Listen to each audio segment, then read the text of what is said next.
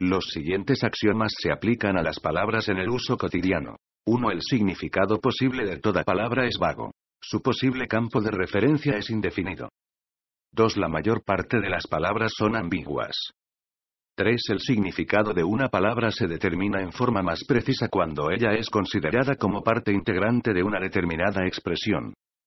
4. El significado de una expresión, y con ello el significado de las palabras contenidas en la misma, se determina en forma más precisa cuando la expresión es considerada en la conexión en que es formulada. Esta conexión puede ser lingüística o no lingüística. A partir del número 3 y 4 es posible formular la siguiente generalización: el significado de una palabra es una función de la conexión, expresión, contexto, situación, en que la palabra aparece. La actividad que se dirige a exponer el significado de una expresión se llama interpretación. Esta palabra se usa también para designar el resultado de tal actividad. La interpretación puede asumir dos formas. Puede ser hecha de manera tal que el significado de una expresión sea definido más claramente por medio de una descripción formulada en palabras o expresiones diferentes, cuyo significado sea menos vago. O bien puede ser hecha de manera tal que frente a un conjunto de hechos concretos experimentados en forma definida sea posible decidir con un sí, un no, o un quizás, si el conjunto de hechos constituye o no una referencia que corresponde a la expresión. A menudo se hace una distinción entre las llamadas interpretación subjetiva e interpretación objetiva, en el sentido de que la primera se dirige a descubrir el significado que se intentó expresar, esto es, la idea que inspiró al autor y que éste quiso comunicar, mientras que la última se dirige a establecer el significado comunicado, esto es, el significado que está en la comunicación como tal, considerada como un hecho objetivo. Problemas de interpretación. El significado de una expresión depende del orden de las palabras y de la manera en que éstas se hallan conectadas. Los problemas que se refieren a la conexión de las palabras en la estructura de la frase se llaman problemas sintácticos de interpretación. A. Frases adjetivales. El ejemplo. Fue un intento de hallar una solución que satisficiera a todos. Este ejemplo muestra que no hay reglas sintácticas que especifiquen el antecedente de una cláusula de relativo. Sin embargo, los ejemplos no ofrecen lugar a dudas, porque solo hay una interpretación que arroja un significado razonable. Pero en otros casos el significado puede suscitar dudas. Si decimos, por ejemplo, la instigación a un delito que ha tenido lugar en un país extranjero, no está incluida, no sabemos a ciencia cierta si el requisito de haber tenido lugar en un país extranjero se aplica a la instigación o al delito. La interpretación, en este caso, tiene que apoyarse en datos no lingüísticos, en particular en informaciones sobre el propósito de la reda. Si el intérprete permite que sus preferencias personales decidan la cuestión, excede los límites de una interpretación genuina. B. El problema de si los adjetivos y las frases adjetivales califican dos o más palabras. O hay reglas fijas que definan cuando un adjetivo, un pronombre relativo o una preposición se refieren solamente a una palabra y cuando se refieren a más de una. Este ejemplo demuestra que no hay reglas fijas que definan cuando un adjetivo, un pronombre relativo o una preposición se refieren solamente a una palabra y cuando se refieren a más de una. Pronombres demostrativos y relativos.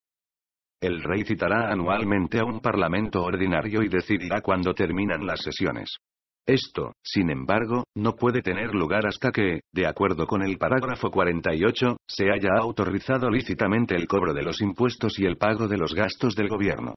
Los párrafos concebidos como contrapartidas demuestran, sin embargo, que desde un punto de vista puramente sintáctico es posible que ellos sean entendidos de diversa manera, y que la interpretación natural, por lo tanto, está en realidad determinada no solo por lo que puede leerse, sino también por un juicio sobre el significado que puede razonablemente presumirse. Frases de modificación, excepción o condición. Desde el punto de vista de la sintaxis a menudo será dudoso con qué miembro primario está conectada una frase de modificación, excepción o condición. En tales casos, la puntuación puede ser importante. En el ejercicio de sus funciones los jueces están limitados por el derecho. Los jueces no serán separados de sus cargos sino mediante juicio, ni serán trasladados en contra de su voluntad, excepto en aquellos casos en que tenga lugar una reorganización de los tribunales. La estructura de la frase en este enunciado no pone en claro si la excepción relativa a la reorganización de los tribunales se aplica solamente a la regla de que los jueces no pueden ser trasladados en contra de su voluntad, o también a la regla de que no pueden ser separados de sus cargos sin juicio. El factor decisivo es la coma después de la palabra voluntad. Problemas de interpretación. Lógicos. Los problemas lógicos de la interpretación son aquellos que se refieren a las relaciones de una expresión con otras expresiones dentro de un contexto. Entre esos problemas tienen particular importancia la inconsistencia, la redundancia, y las presuposiciones. Inconsistencia. Existe inconsistencia entre dos normas cuando se imputan efectos jurídicos incompatibles a las mismas condiciones tácticas. Puede haber inconsistencia entre dos normas de tres maneras distintas. 1. Inconsistencia total, esto es, cuando ninguna de las normas puede ser aplicada bajo ninguna circunstancia sin entrar en conflicto con la otra. Si los hechos condicionantes de cada norma son simbolizados por un círculo, hay una inconsistencia de este tipo cuando ambos círculos coinciden.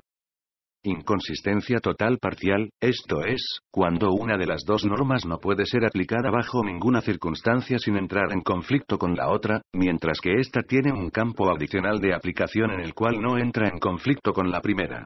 Tal inconsistencia se da cuando un círculo se encuentra dentro del otro. 3. Inconsistencia parcial, esto es, cuando cada una de las dos normas tiene un campo de aplicación en el cual entra en conflicto con la otra, pero tiene también un campo adicional de aplicación en el cual no se producen conflictos. Tal inconsistencia existe cuando los dos círculos son secantes. Para simplificar nuestro lenguaje, podemos usar también la siguiente terminología. 1. Inconsistencia total, o incompatibilidad absoluta. 2. Inconsistencia total parcial, o inconsistencia entre la regla general y la particular. Las expresiones regla general y regla particular son correlativas. Una regla es particular en relación a otra, si su hecho condicionante es un caso particular del hecho condicionante de la otra regla. Redundancia. Hay redundancia cuando una norma establece un efecto jurídico que, en las mismas circunstancias tácticas, está establecido por otra norma. Una de las dos normas, en la medida en que ello ocurre, es redundante.